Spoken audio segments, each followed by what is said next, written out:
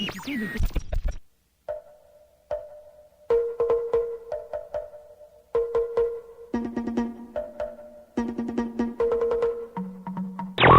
torque and transmission load data are looking good. Great. Let's proceed to the rough road tests. You got it.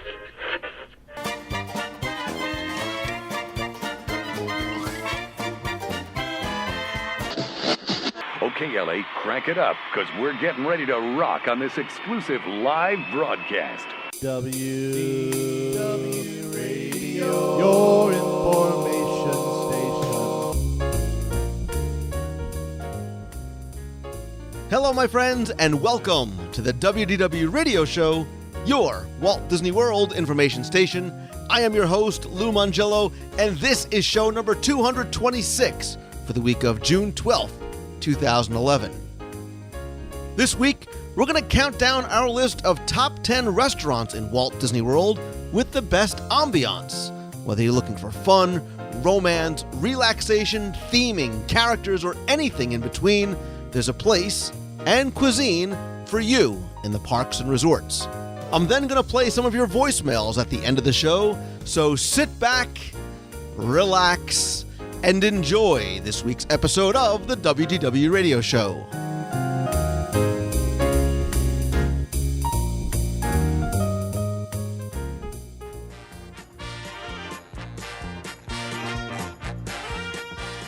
Be sure and visit the website at WDWradio.com for all of our back episodes, show notes, blog, discussion forums, videos, and lots more, including the WDW Radio store, where you can purchase my Walt Disney World trivia books and audio guides to Walt Disney World.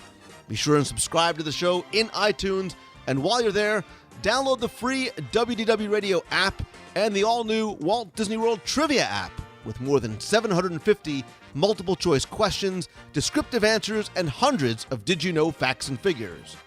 Also, be sure and join us live every Wednesday night at 7:30 p.m. Eastern for the WDW Newscast, live video broadcast and interactive chat.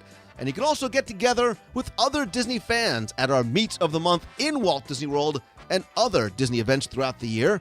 You can find out more over at DisneyMeets.com.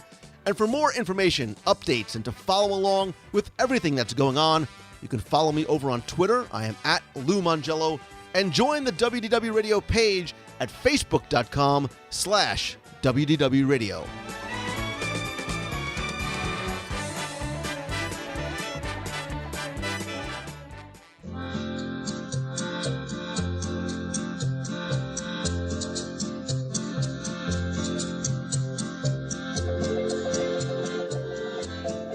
In an effort to help you increase your appreciation of Walt Disney World, I like to present topics in a variety of ways to help you enjoy and learn about the parks even more.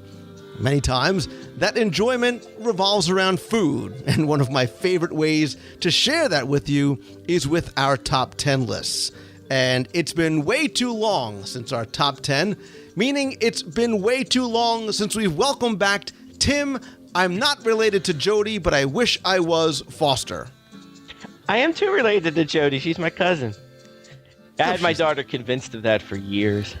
Listen, it's been, in addition to being way too long since we talked about food and top 10s, we've finally found another excuse to. But this segment really isn't going to be about food per se, because instead we're going to look at our top 3,000 or so Walt Disney World restaurants, and we'll sort of consolidate it down by talking about our top, however many, it should be 10, restaurants with the best ambiance.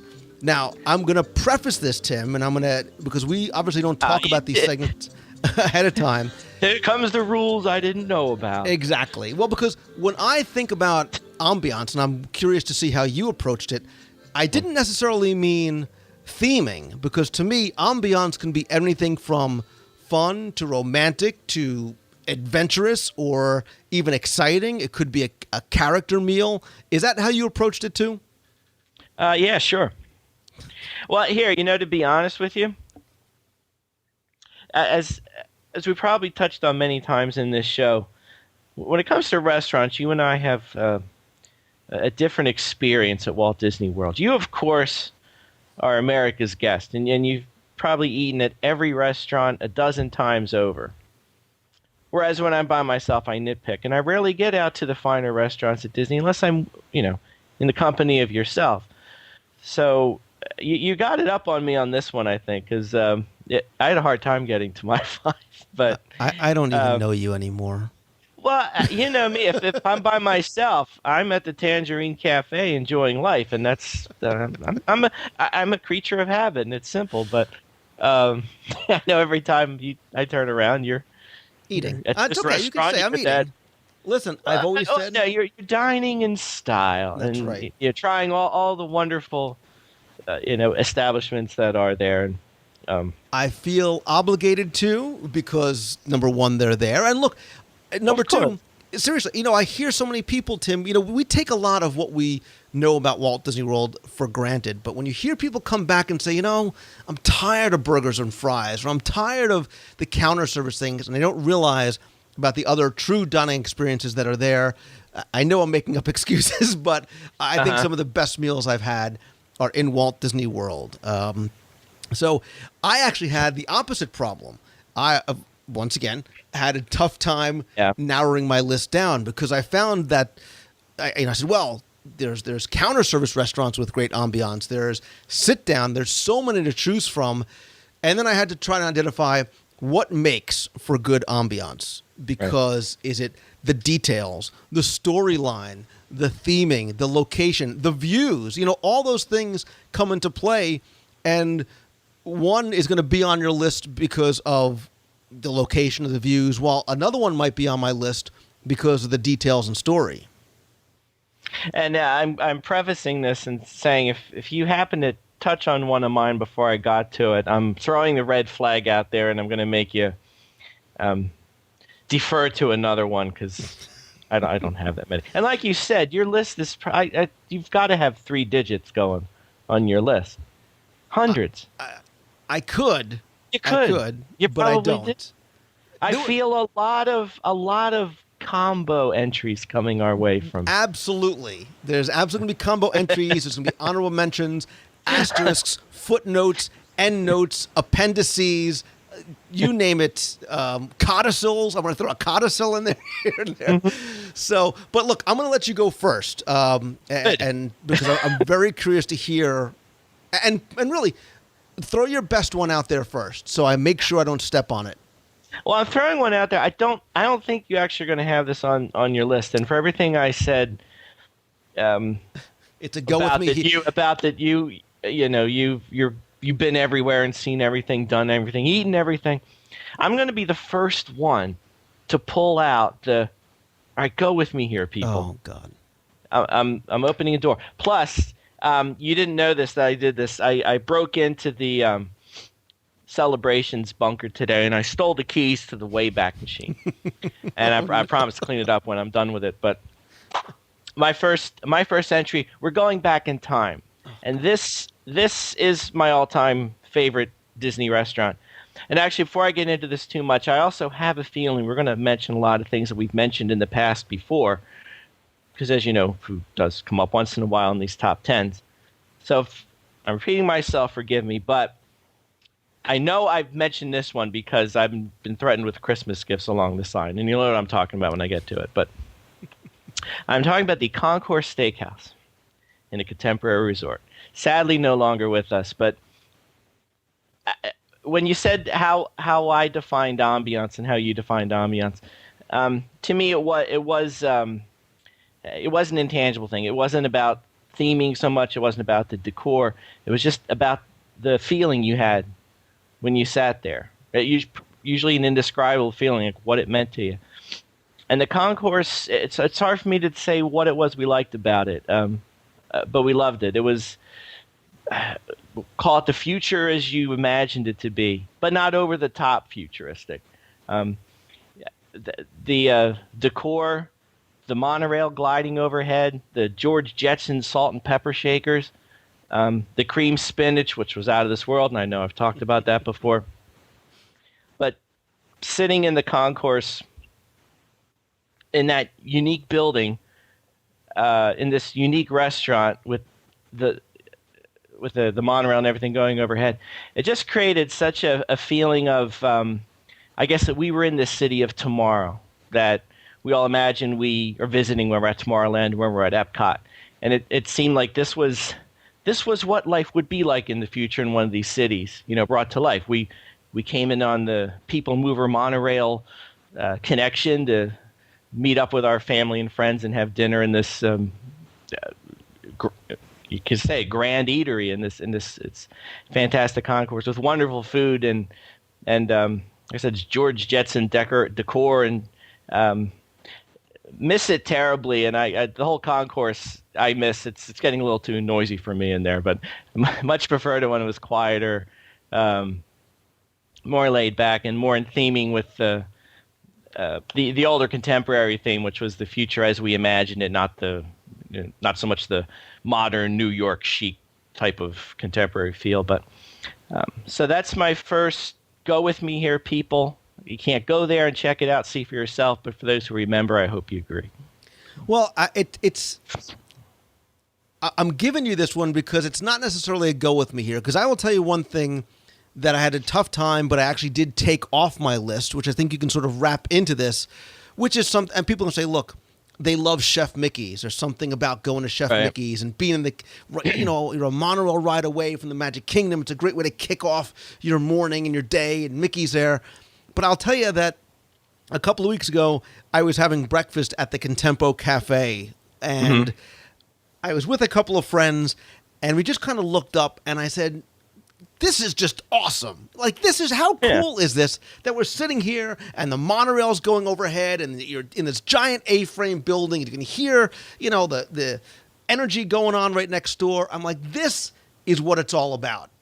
And I think you sort of got that same feeling at the Concourse Steakhouse, certainly much more subdued at the time. But the Contempo Cafe, the Outer Rim Lounge, sitting there with a drink, a snack, breakfast, whatever it is, and the monorail going overhead should be on this list. And thankfully you put it on there, albeit in a very weird and obscure way. Well, now I can't wait to hear how you're starting. I will tell you that my list, which was pared down from triple digits, actually has things on here that I probably haven't spoken about in this regard. And oddly enough, I was surprised at the first thing I wrote down on my list, and that's sort of how I'm going to just read it. I didn't reorganize the list. It was just sort of a stream of consciousness brain dump on paper or keyboard. And when I thought about ambiance, the first thing that came to mind was Sanaa. There is something about being over there at Kidani Village at Disney's Animal Kingdom when you're on that lower level and you are sitting there by these gigantic picture windows and you're watching giraffes or ostriches or wild boars or Tim Foster running by. It's unique. It could be romantic. It could be fun. It could be educational because all the people there are from those regions and can talk to you about the food and the decor and the culture and everything that you are experiencing. Obviously the food is spectacular as well, which really helps out as well. It's not about the food. It is. Well, of course, it's always about the food. All right. But I think that Sanaa, for a lot of people, and again, I think about those maybe newcomers that don't think about going out to a resort, especially something like Animal Kingdom Lodge that may seem so distant if they're staying in a Magic Kingdom resort, is one of those best restaurants as far as ambiance, whether you go during lunchtime or at night, if it's day or night, whatever it might be. You can then go upstairs.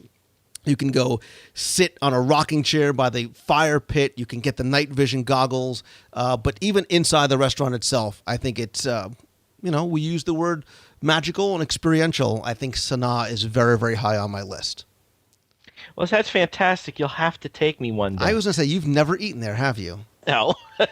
Well, this is what we're going to do. We're going to sit down. We're going to get a bunch of appetizers, the naan bread, the We'll get some tandoori dishes. We'll get the lamb kefka meat. Oh, Tim Foster, you and I, we're gonna skip through Kadani Village like the courtship of Eddie's father. Now, the only way I'm going to agree is you got to stop introducing me as your father to the wait staff. Because that joke gets old. See, old. I didn't even mean to say that. I'm going for a different kind of wildlife altogether with my next one. And this is a little different because, as you alluded to, ambiance can mean different things depending on what you're talking about. And where with the concourse, it was more of a feel of being in a different time and place. This one's a little more over the top. And I'm going to the Coral Reef at the Living Seas. And it's one of the most unique restaurants I've ever been in, without a doubt. Sitting in front of it's basically an underwater theater with the whole front wall of the restaurant being the glass wall or acrylic wall to the aquarium. It's indescribable. The lighting and everything going on makes it feel like you're underwater with the rippling going on across the ceiling and the walls and so forth. Now, the one trick that we always do when we go is I believe it opens at 5 o'clock or so, somewhere around there. We always go for the first reservation and show up a little early. And doing that, you have a pretty 100% chance of asking for and getting a seat right down by the aquarium, which is fantastic and something you'll never forget. Of course, the views are spectacular no matter where you sit, but there's nothing like sitting and seeking out that sea turtle as you're munching on your salad. And the only thing I find weird about eating at a restaurant is eating the seafood and then just having a guilty feeling looking in the aquarium and I hope this wasn't a brother of yours or something like that. But the other thing that happens, which is very cool there, and it happened last time, is once in a while you'll be lucky enough to see a group of divers in the tank going on a tour. And that's very cool because they'll come up to you and they can't speak to you, of course, but they can communicate very humorously through hand signals and so forth. And they're a lot of fun to interact with and have a good time with. But it's a beautiful restaurant. If you haven't been there, it's even if you want to go and just take a peek at it, it could be no other place than at the Living Seas, and it's one of our favorites. We try and go there as often as we can. I am totally with you. That was not a go with me here. You're right. It is. That wasn't It is very much a theater in there, and just the way the light hits the water and reflects inside. Again, if you're looking for a very quiet, romantic thing, you can sit in a corner somewhere and have a wonderful meal. And if you feel bad, there's actually great steak as well. So yeah, I have gone that way a couple times. So another place that I'm sure I'm going to have to take you if I haven't as well, leaves one of the Walt Disney World resorts and enters a theme park, and really enters a park that is probably not known for its dining locations because there are not very many and because of when it closes. Obviously, I'm talking about Disney's Animal Kingdom and the Yak and Yeti. Again, sort of that thing that came to mind second was Yak and Yeti. And the reason why here is different than why I chose Sanaa. It has a very deep storyline to it. It has both indoor and outdoor seating. It's a counter service and a sit-down restaurant. Wonderful details inside. If you want to peel that layer of the onion back deeper, there's a storyline that goes with it, and the details that you see inside are not only authentic props that were either made or brought in and imported for the restaurant, but that tell a story about this proprietor and his family and their travels across Asia. And there's tapestries and statues and these gigantic, puppets and things hanging from the walls and posters. And I think even outside that's carried over. And even if you go to the counter service restaurant and sit outside in that courtyard, it's beautiful there. There is, the restaurant has a gift shop, which is very interesting, especially inside the theme park. You think about something like a Rainforest Cafe, but they are food related, they're themed to the restaurant, and they even have some things that you'd find like in Asia a lot of saris and incense and teapots and things like that. I just think it's so beautifully decorated. And Tim Foster, it has a second level. So if you go upstairs and you time it just right, you can sit by the window and watch the parade go by. Get out of here. No, you get out of here. That's awesome. It's true. I would not lie. I mean, I would lie to you, but not about this. It would. Well, but you're going to take me there, so I would catch you in that lie. And you are right. That's another place I walked by many times, but haven't eaten in. And I knew before you started your list, I knew this was going to be on your list somehow. Love Yak and Yeti. I don't know why, but I knew it was going to be on your. And I will tell you, notwithstanding World Showcase and the great restaurants there, some of the best in-park dining can be found at Yak and Yeti. Very nice. Well, I can't wait to take part in that. There you go.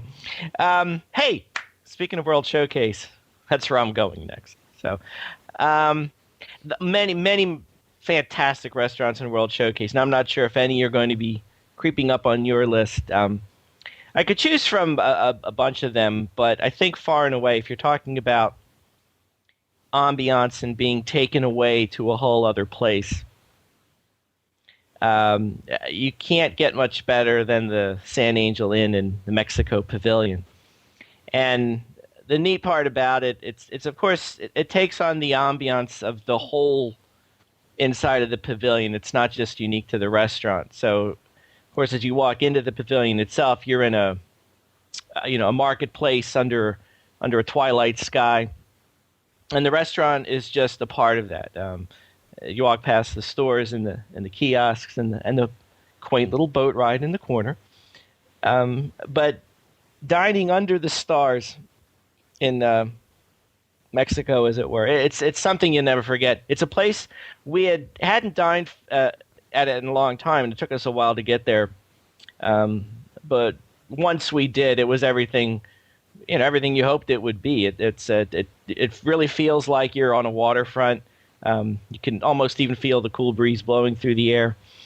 It's fun to see the fireworks or whatever they are going off over the volcano as some Kim Possible people make their way through the pavilion. But lest we forget the musty water smell, which is always nice. The musty water smell. Yeah, now I haven't had the pleasure of sitting down by the water, so that's on my list of things to do. But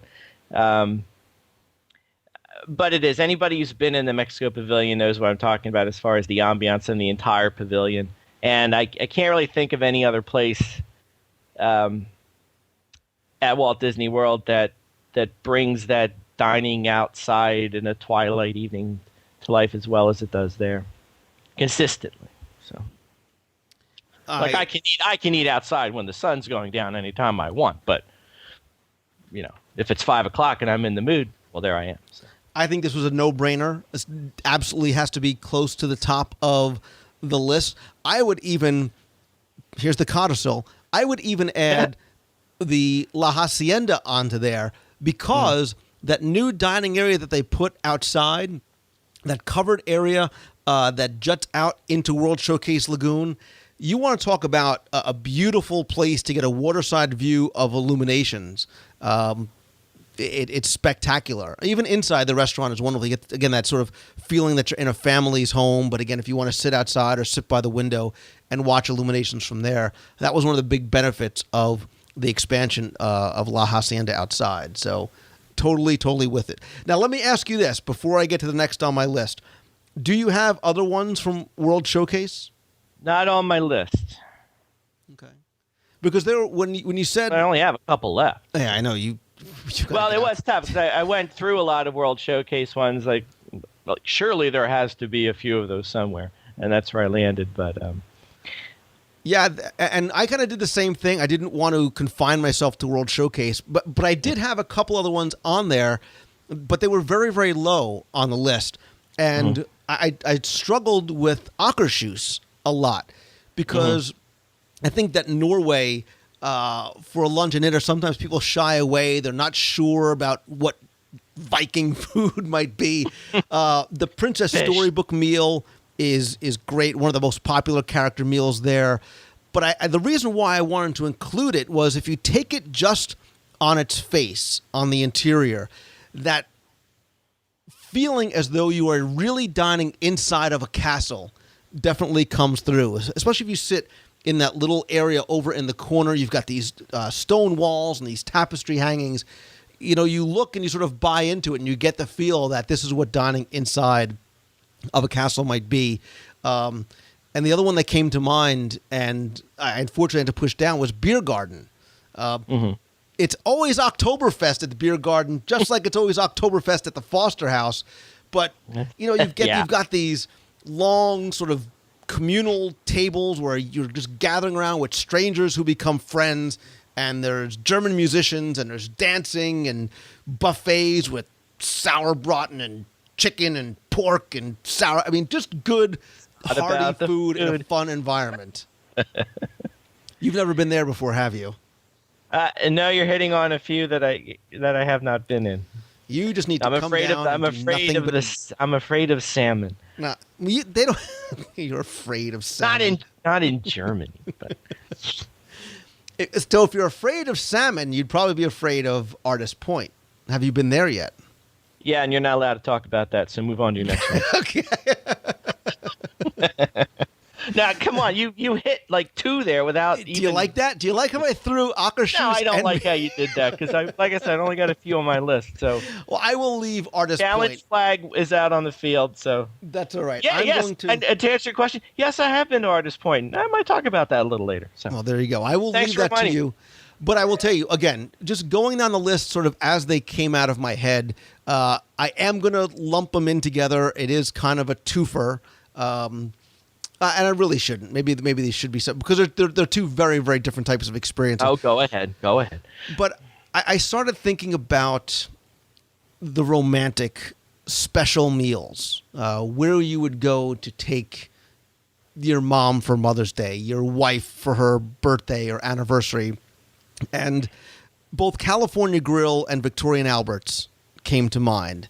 And because Victorian Albert's is not one of those, hey, I'm going there every time I go to Walt Disney World, unless you're rolling in Foster kind of money, California Grill is that kind of an option. So the view from there, the open kitchen, the fireworks, the Napa room, California Grill speaks for itself by virtue of its location and the views and the ambiance there.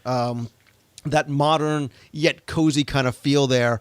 Certainly Victorian Albert's has to almost be in a category by itself. Again, it just received the AAA 5 Diamond Award. Certainly well worth it. But it's very intimate. It's very small. It's incredibly romantic and elegant, and that's why I had to put it there. But because of the cost, because of the type of experience that it is, I almost didn't feel as though it was fair to put it on the list. Because look, Tim, not everybody's going to be able to go to Victorian Albert's maybe ever, or, possibly if once, but if not, California Grill for romance and views and special experiences is very high on my list as well. Fantastic. Yeah, you haven't taken me to Victorian Albert's yet. I'm still. You got to wear a jacket, just so you know. Do I have to wear a tie? It would be nice. It would be nice if you dressed up for me every now and then. Well, all right, we'll talk about that later. And I don't mean the clip-on. Like, you have to actually go out and buy a real tie. I'll have to get my mom to help me tie it. Now, you were perilously close to my next one, but this actually worked out well because you segued into mine very nicely. Now, mine's this might be a little bit of a go with me here because to me this was a it's a restaurant that I and my family love dearly, and it's in the Grand Floridian. And to us, it just epitomizes the Victorian splendor that is the Grand Floridian and brings it to life better than the other restaurants. And it's not one of the major headliners. And I'm talking about the Grand Floridian Cafe. And I know I drag you there quite often, kicking and screaming. But you have at the Grand Floridian, you have the Victorian Albert's, of course, but you also have Citricos and Arcosi's. But to me, the Grand Floridian Cafe is the one that brings that Victorian feel to life better than any of the other ones. It's smaller in scale. It was more casual. Actually, when we first started going, I think it was a little more casual than it is now in terms of the food they serve and so forth. But the food, of course, is fantastic, but this is not about the food. But as far as, a romance or a special place to celebrate an occasion, I think it can't be beat. I took my parents there for their anniversary, and they had never been there before. And it was just a wonderful experience. And of course, we would be remiss in not mentioning how important the cast members and the wait staff are in all of this. And at the Grand Floridian Cafe, as with pretty much any restaurant at Walt Disney World, the staff is outstanding in making you feel welcome and making you feel like you're experiencing a little bit of elegance, as is befitting the whole Grand Floridian Resort itself. My favorite part is when you have the right people there is when there's a birthday or anniversary going on, and you get that special call out of the birthday song.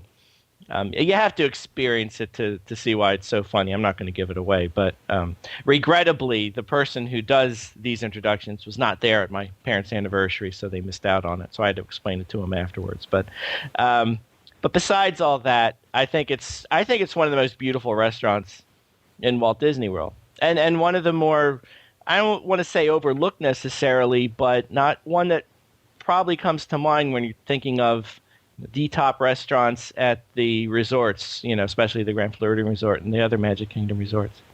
So, and the nice thing about Lou loves the lobster burger, by the way. I do. I love it. I ate there with you. I think the last time we were there, I ate there again probably about a month ago. Really enjoyed it. We actually closed the place. We were the last ones there. And the nice thing about it, too, Tim, is that if you want to go and dine at the Grand Floridian, it is definitely more on the reasonable price point for dinner. So if Citrico's or Narcoossee's is maybe outside of what you want to do or what you want to spend, I think the Grand Floridian Cafe is a great option. And when you think of cafe, it's not sandwiches and burgers and salads. I mean, they have wonderful steaks there and pasta dishes and seafood dishes as well. So you should not overlook it. And that's really the point of the segment altogether. By the way, notice I threw Citrico's in there and Narcoossee's, which should get a mention simply because of location, sort of hanging out there in the middle of the Seven Seas Lagoon. You want a restaurant with great views of the Magic Kingdom. A lot of people overlook Narcoossee's. Word to the wise, Tim Foster. Go to Narcoossee's, time it right. Not only can you catch wishes, but you can also catch the electrical water pageant. Oh, get out of here. I already told you to do that one. We need to go there as well. Yes. So, now, I want to stay on the Grand Floridian Cafe, too, real quick. None of that was to imply that it's not a popular place to go. Right. So, if you are going, it does fill up pretty good. The other thing we like about it is we think it's a fantastic lunch spot. If you're taking a break from the Magic Kingdom, they have a great lunch menu, and it's not as crowded at lunch. And that's where we first ate there, as a matter of fact. And it's a great place to take a break, relax, have a wonderful meal in a beautiful restaurant. And lunch seems to be a lot easier to get into. You can just stroll in and have a seat. So when you get overheated and those Pecos Bill burgers are just getting... Hey. I know, best burger in the first burger on property. Watch it, brother. You're treading on dangerous ground here. After 7 days, if you want to try something a little different, cool off a little bit. That's all I'm saying. Just for that, and first of all, I was totally with you. Just for that, I should go out of order and mention Pecos Bill. Well, go ahead. Because it is on my list. It is on my list, not just because for some reason they just taste like the best hamburgers on property, but I do love, again, it's about ambiance. We're talking about theming and decor. Pecos Bill's has it all. It's got a great real storyline, that how it fits into Frontierland. It's got its own storyline of as far as who Pecos Bill himself was, why he fits into Frontierland right there. But you also have this combination inside of folklore and fake lore. You've got these stories of the American frontier. You've got characters like Johnny Appleseed, Paul Bunyan, Pecos Bill, Slewfoot Sue, Davy Crockett, Wild Bill Hickok. All of these people from American folklore have left behind their own bit of memorabilia. So, bad analogy here. Think about Pecos Bill, go with me here, as the Planet Hollywood of the Wild West, where you've got these things, these decorations, and these stories being told on the walls by virtue of the little details that are hanging, or the letter that you might not see from George Russell up on the shelf, or Johnny Appleseed's hat, or Paul Bunyan's axe, whatever it might be. There's so many details in there about that, but also the theming of the restaurant, how it transitions from the Frontierland side entrance by the Country Bear Jamboree as you walk through the restaurant and you travel through time and you travel geographically more to the west and the southwest. That room that shares space and the walkway with the Tortuga Tavern, so very well themed towards the exterior of a Mexican hacienda, and the waterfall, that the little fountain that's in there as well. You talked about the Mexican pavilion. You get a sense of that there. It's totally seamlessly blends in with the Caribbean Spanish theming that goes on the other side. As you come out on the south side, across from Golden Oak, the theming out there is different as well.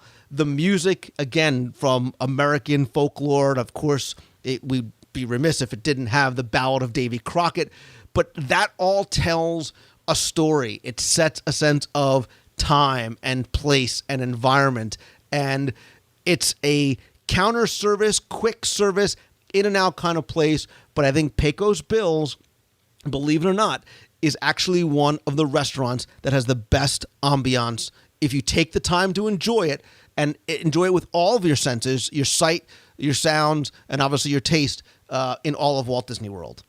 Let me get off my soapbox. Thank you. Yeah, that was very nice.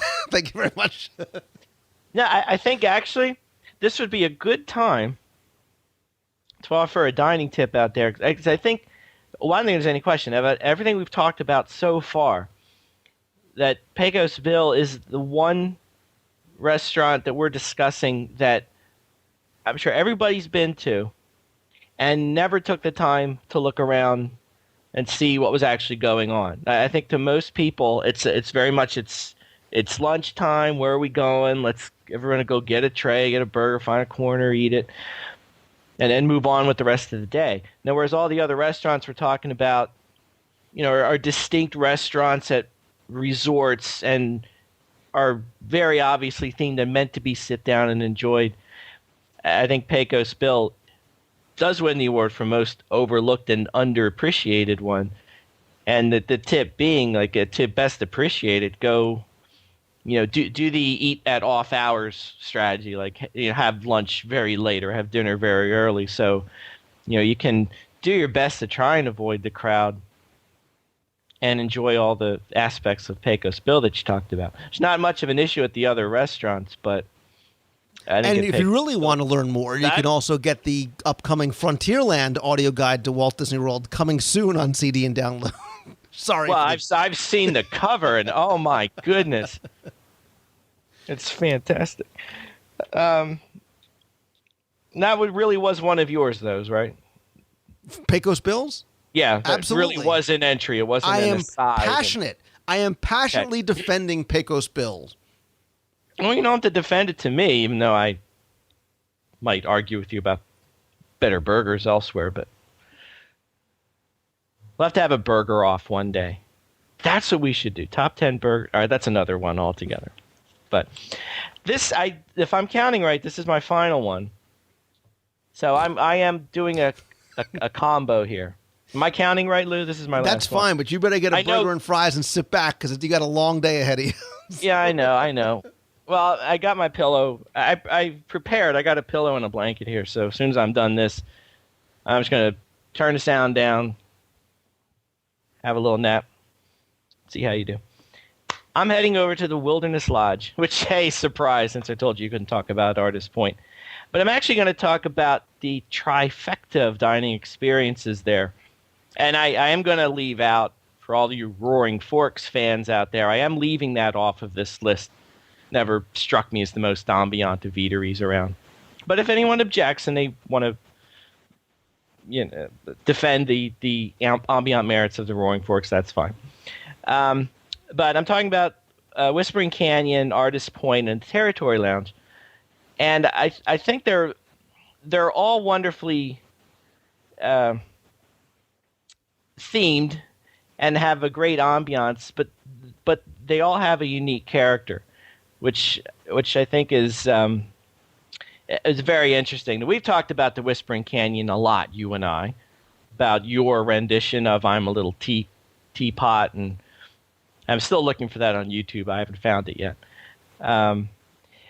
But the yeehaw, wild and wacky fun of Whispering Canyon, it can't be beat if you're into that barbecue hoedown kind of thing. It's a wonderful place to go. Cornbread. I said we've talked about that a lot. We haven't talked about Artist Point and Territory Lounge a lot, and they're different. The Artist Point being very much more elegant, but not in a Grand Floridian elegant way.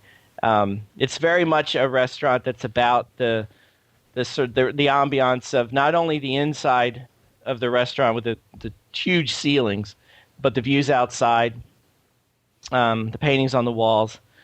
And in fact, I think in either this last issue or the issue before of Celebrations magazine, our good friend Jim Corcus wrote a wonderful article about the backstory of the whole Wilderness Lodge, including the Artist Point restaurant. And I won't go into the detail of it because, quite frankly, I don't remember all of the story, and I don't want to not do it justice. But in terms of a backstory for a resort restaurant, the story that goes with the Wilderness Lodge, definitely worth the read. It's fascinating, the detail that went into the backstories of these places. But again, the Artist Point is a place where I took my parents for the first time.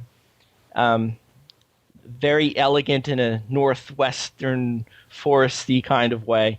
And for my money, it's not about the food, and I know we differ on this. This is where you'll find the best steak on property. That's my vote. Wow. Yes, That's a big matzo ball you're throwing out there. It's a big statement, but I am standing by it. I will put that up against any other. I think Don Shula and the Mater D at Yachtsman might have something to say about that. Been there, done that. This one's the best. Oh, this one is the absolute. Buckled my knees. It was the best. There's a steak throwdown coming down, and I'm not doing it to try and prove you wrong. I just want an excuse to go out and eat good steak. So now the other overlooked area, I think, in a lot of the resorts is the lounge areas, and at the Wilderness Lodge you have the Territory Lounge, and these are wonderful places to go.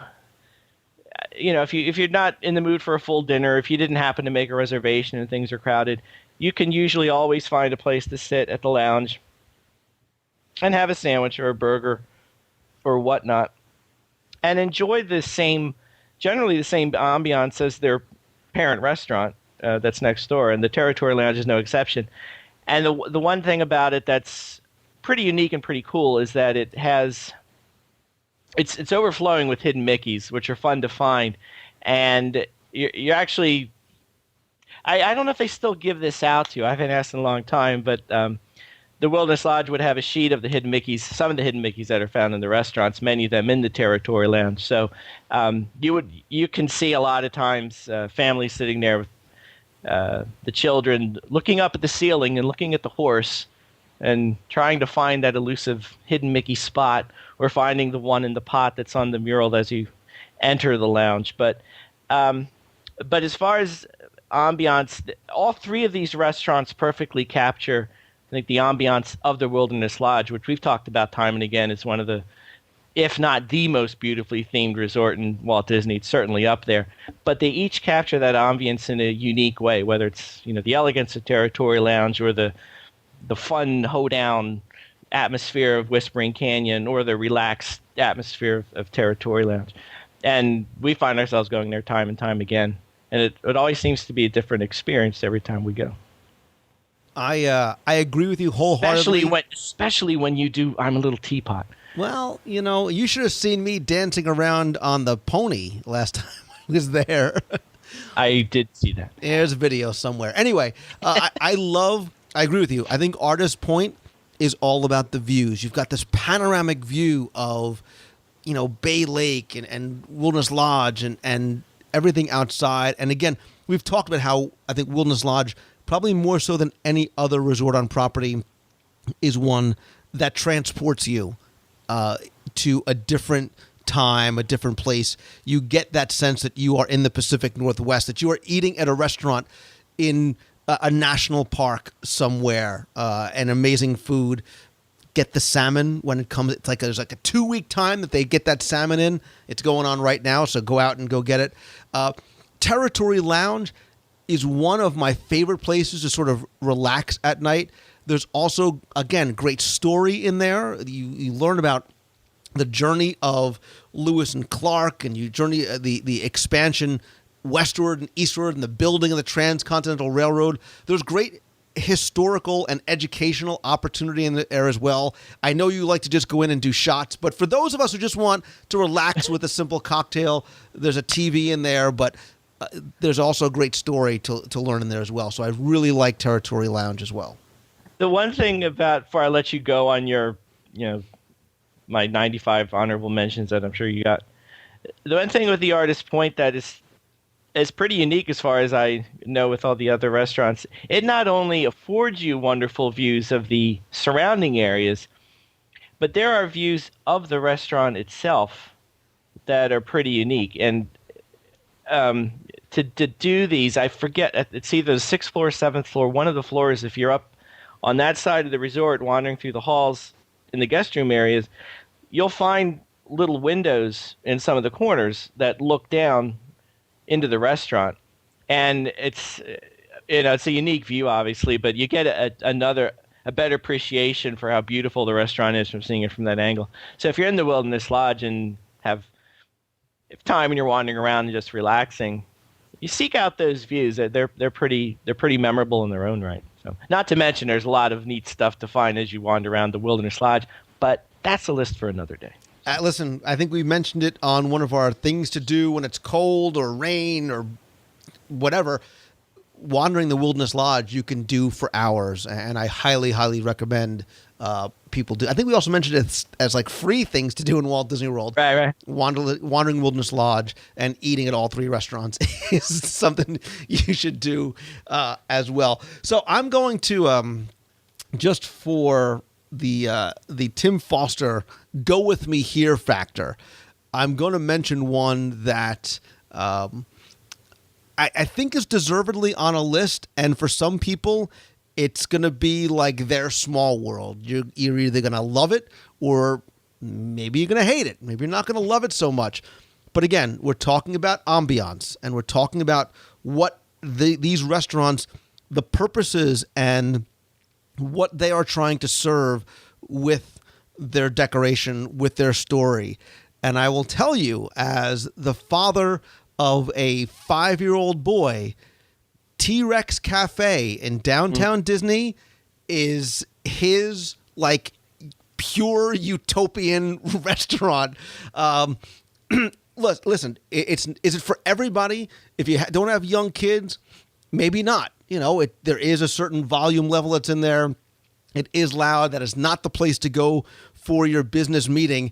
However, Steve Schussler and his guys that came in built something that I felt when it opened was deserving of being in Walt Disney World because of the level of theming, the audio animatronic dinosaurs, the distinct geographical and areas that they put in there. There's the ice cave and the shark bar and the sequoia room and this fern forest. I mean, depending on where you sit in the restaurant, Tim, you feel as though you are at a different place and time, and certainly getting that sense that, you are transported back into dinosaur times. And there's the meteor shower that goes in, and the ice cave changes colors, and the animatronics come to life, and it's very tactile. They invite you to go and walk around and look and touch. It's very much like a rainforest cafe. I think it's actually plussed up a little bit more because you've got these life-size audio animatronic dinosaurs there. The food by its name is sort of themed into it, so they really sort of get you, especially if you have kids. They sort of immerse you into that environment. Instead of a Build-A-Bear, there's a Build-A-Dino store at the end. There's also a store where you can get logo merchandise, and like my son loves to go in and get, little crafts and things that he can do, like digging for dinosaurs, and you can go outside and into the I don't remember what it's called, but you can sort of like dig up dinosaur bones, and there's a sluice where you can sift for gold and minerals and stuff. And kids love it. And, it's all about having fun. And that's what Walt Disney World is. And I think T-Rex Cafe does that very well. We're talking about the ambiance, the details, the theming, everything that, you want that excitement and adventurous kind of stuff for your kids. T-Rex Cafe has it. Is it where I should, Tim? Not the place to take your mom and dad, probably. But then again, not for their little romantic dinner, but you want a fun kind of different experience, especially if you have kids. I think T-Rex Cafe is one of the best ambiance restaurants. I like dinosaurs. Another place on the list of places Lou will take me. I will take you there, and we're going to get some, Brachiosaurus bruschetta and the Gigantosaurus burger and, one of those big foofy drinks we'll get you, and it'll be a good time, I promise. I still have my light-up Tinkerbell from the last time we...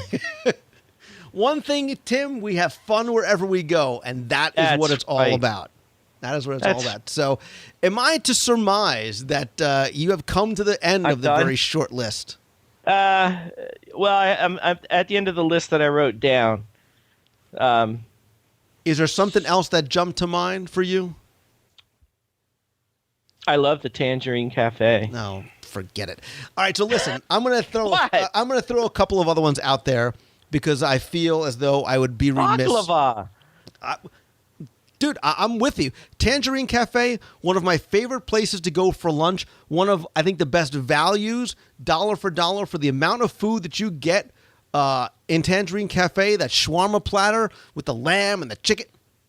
Without a doubt, one of my favorite places. You sit outside, you watch the water wheel going. You've got Moroccan. You've got the lagoon and the people walking by on the promenade. I have spent many an hour there, trust me. Watch the grandparents belly dancing in front of the... whatever. All right, moving on to the rest of your list. So, again, I'm thinking about places that just do it well. They convey their theme. They convey their story well. And it really sort of ran the gamut. And this is where I ran into a problem because I'm like, well, there's the counter service ones that each has something special to it. And then is it fair lumping them in with the table service ones? But a couple of the ones that I did want to mention, staying inside the theme parks, back at the Magic Kingdom, I think the Liberty Tree Tavern has great comfort food. It's one of the very few, I think, better sit-down restaurants in the Magic Kingdom. Beauty and the Beast restaurant, can't be our guest. Can't wait for that to open. But again, the theming, the historical accuracy, the story that's told in there. I think a lot of people don't realize that while you're in there, you are sitting in one of a very specific, themed, dedicated room to an American patriot. George Washington, Benjamin Franklin, Thomas Jefferson, Betsy Ross, Paul Revere. In each of those rooms, there are significant details and stories that are being told by the props and the things that are hanging on the wall. The Benjamin Franklin room, one of my favorites. There's a kite and a key and a printing press and a fireman's hat and certificates on the wall that I don't want to tell you about because I want you to go and find out for yourself. Think about what you would find in Betsy Ross's room, and you will. You'll find a flag. You'll find a quilt. You'll find sewing things in there. Paul Revere, you'll learn a lot about the man and his history. So while you're sitting there waiting for your food or talking to your server, it gives you the opportunity to learn. Parents, if you take your kids out of school, this is how you justify it. You're learning about real American history in Liberty Square. You're learning even more when you go into the Liberty Tree Tavern. Great opportunity there to learn about not, our imagineered history of the parks, but real American history. Remember, Liberty Square is, not in by name, but it has very much a personal connection to Walt. Walt was very much a patriot, and the whole idea for Liberty Square began from his idea for Liberty Street and Edison Square, which was never built in Disneyland, and great moments with Mr. Lincoln. And again, you can sort of all relate it back to Walt and his patriotism, his desire to have we as Americans and even people who came from overseas to learn more and appreciate our heritage even more. And I think Liberty Tree Tavern does that as well. I really get on my soapbox about these restaurants in the Magic Kingdom. So yeah, that's the only thing you get going on. So a couple other ones real quick.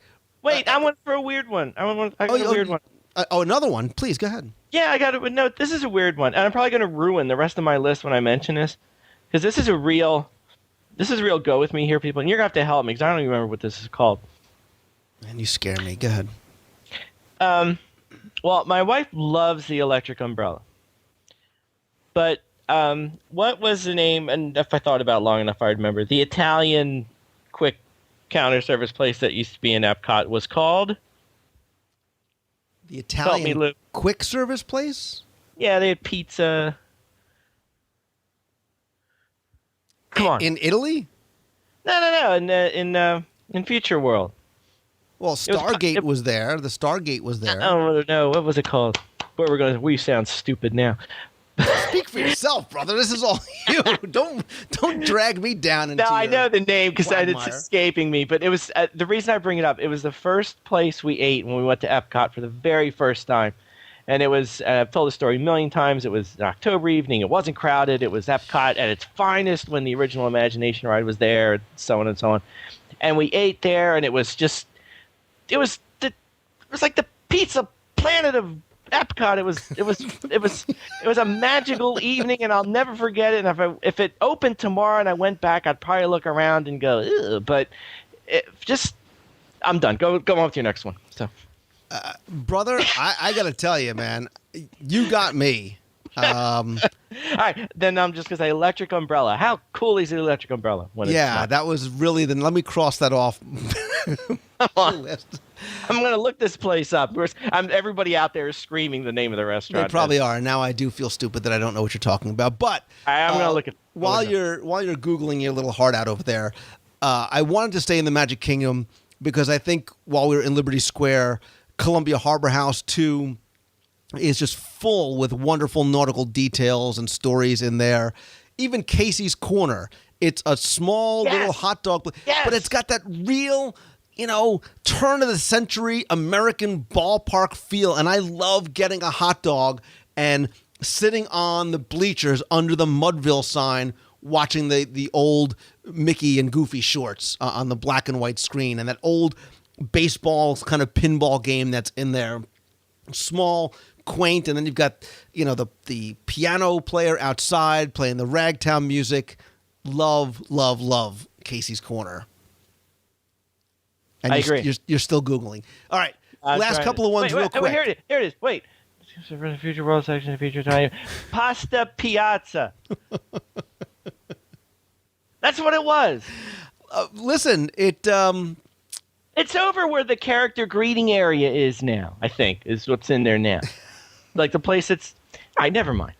Go ahead. I do remember you mentioning it. I will tell you, it was not something that I remember. It stand out on top of your. I do remember it being in Communicore. Yes.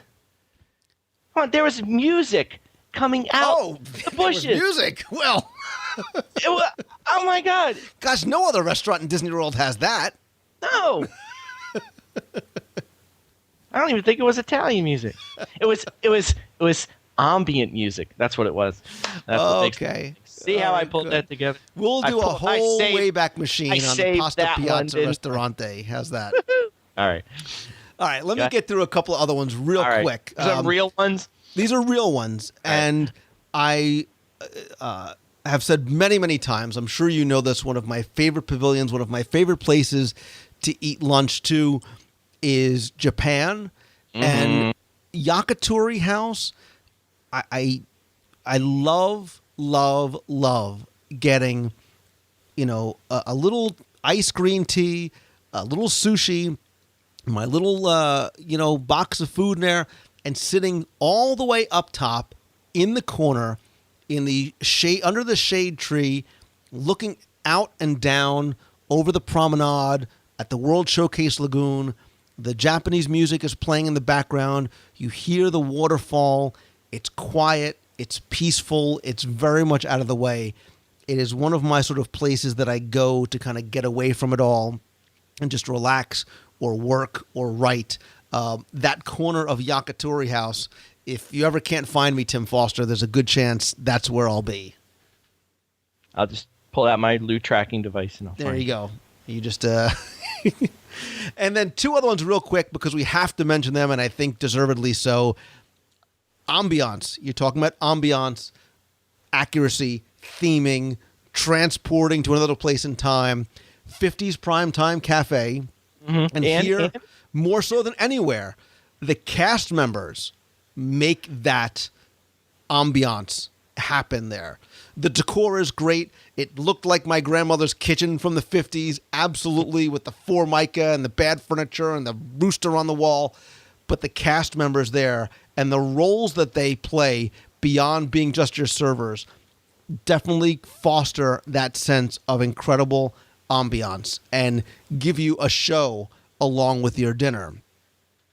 Finally, sort of, sci-fi dining. There it is. Hey, come on, brother. You can't leave sci-fi out. I think sci-fi gets a bad rap. We've talked about it on the show in the past before. But you walk in there and you realize, get the sense that, yes, you're walking on stage from a backstage type of movie set environment. And you get the sense that you're sitting outside under the stars in California at a drive-in theater. And Tim, most kids probably have no idea what a drive-in ever looked or felt like, but that's it. And that's what it is. And sitting in those cars, adults and kids, everybody smiles when you sit down in one of them and look at and listen to the old B movies on the screen in front of you. I agree. Now, what else brings to life that old town magic of Main Street, USA, than having an ice cream at the ice cream parlor? Answer me that. Listen, I think ice cream is good pretty much anywhere. Okay. So. Beaches and Cream. Old Town Ice Cream Parlor. Yeah. Yeah, see? The list goes on and on and on. We could literally make an argument. And look, and that's part of the point is that this is why nobody does it like Disney, because every little place, whether it's a hot dog stand, yakitori house, whatever it might be, it's so well themed and there's so many different elements that Disney puts in that most guests might not recognize or appreciate either because they're in a rush or they're going somewhere else. But if you take the time and really let yourself be immersed into the environments that you're sitting in, even if it's just for a quick bite during breakfast or lunch, the stories that are told, the environments that are created, and the ambiance that Disney adds to everything that they do, even in the restaurants, is really second to none. And whether it was on our list or not, I hope and I invite people to take more time to look up and down, listen to what is going on around you, listen to how the music helps to set the tone. And no matter what you're going for, there is something for you, whether it's a romantic time, a fun time, something for a big group. Go to Whispering Canyon, go to Beer Garden, be loud and have fun if that's what you want. Or if it's something quiet and you want to sort of retreat to the corner of the Yakitori house, there is something for you there too. Tim, what I want to do though is I want to hear from those people who are listening. I invite them to please come by the website over at WDWradio.com. Check on the show notes for this week's show. You can find it on the front page of WDWradio.com or click on the podcast link, click on this show's episode. There you can come by and leave a comment and tell us which ones you agree with on the list. Tell us which ones you think shouldn't be on the list, or your favorites, whether they're on the list or not, and why you think they have the best ambiance in any of the Walt Disney World restaurants. Now, I want to end on this thought, because you asked me this question in the beginning, and I don't think I really answered it. But when you said ambiance to me, that it wasn't. We weren't talking about theming necessarily. We weren't talking about decor.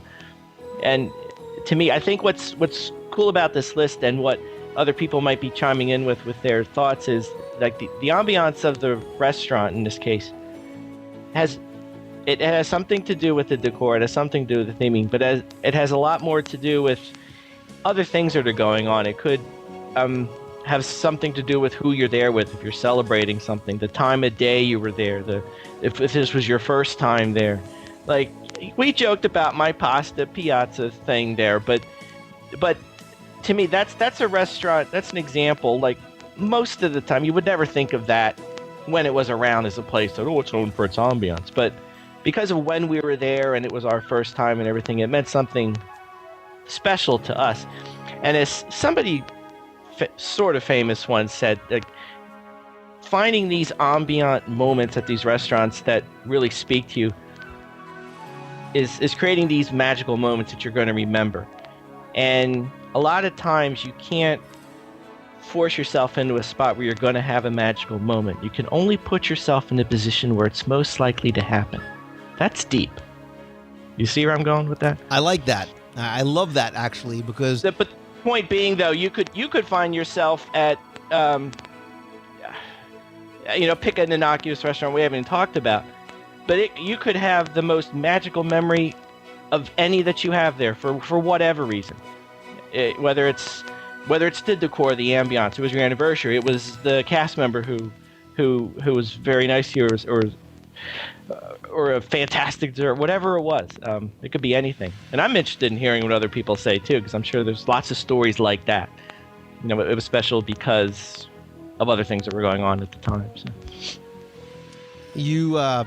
You are a wise man, sir, and I do agree with you. It's not about what you are, it's who you are with, and is what you are celebrating and enjoying, and the time that you have together. So, and I'm only hoping that defrays all the what's Tim talking about with pasta piazza anyway? That was a crummy restaurant. So. We're going to get pasta piazza trending on Twitter. Anyway, speaking of Tim Foster and spending time with good friends, I do love always doing these top 10s with you. I also love the time we get to share skipping along down Main Street, like the courtship of Eddie's father, and of course all the good stuff that we got going on over at Celebrations Magazine. Issue 18 is in the works and coming in July 2011. Pretty excited about that. Lots of good stuff on the horizons for Celebrations Magazine and beyond that you and I have been working on. Let's leave the tease right there. What else do you want to share other than telling them to come by, subscribe, and order back issues over at celebrationspress.com? I think that's about it as far as magazine goes. The new guide to the Magic for Kids is still out there. And in fact, I think the next edition might be coming along sooner than I thought, which is good news.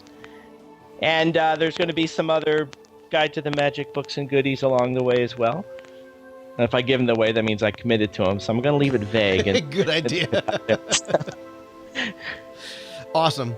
Listen, Tim, good times as always. We have a lot of eating planned ahead. Again, don't forget, I want to hear from you guys as to your favorites, ones you think should be on the list and why. Come by the site over at WDWradio.com. Tim Foster, my friend, as always, I appreciate our top insert random number here lists. Me too.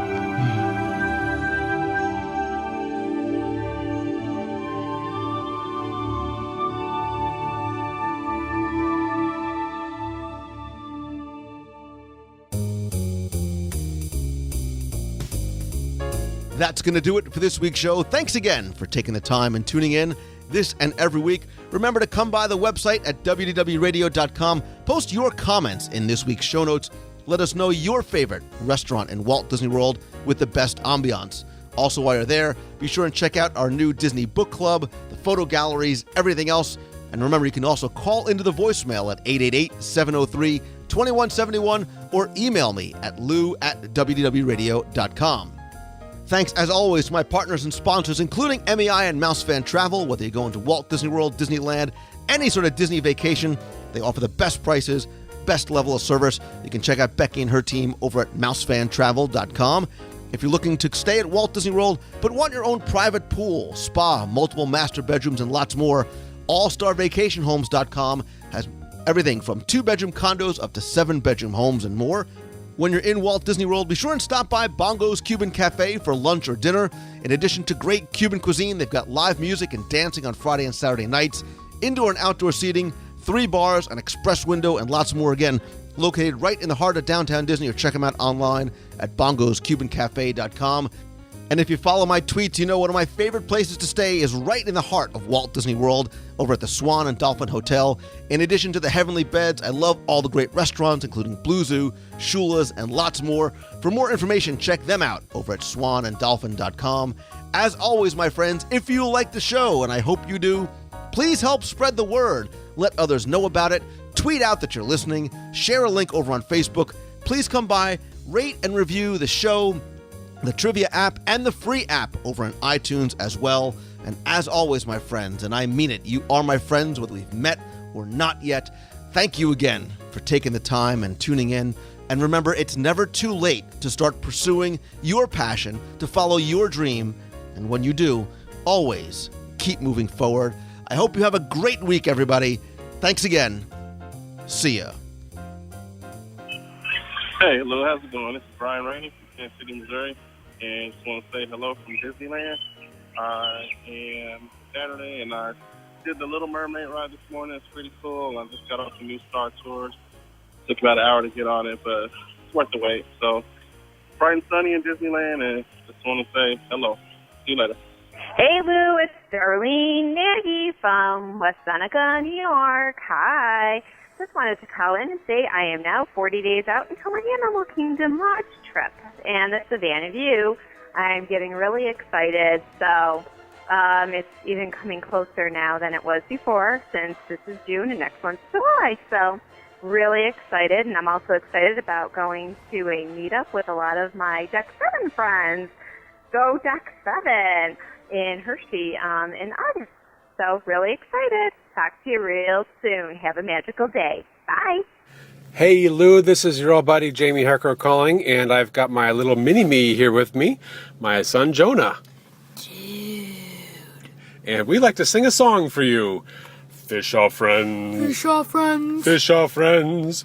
Not food. Big Latin. Is free, ends free. Is free, ends free. Is free, ends free. Art ne ud free. You rock, Lou. You've got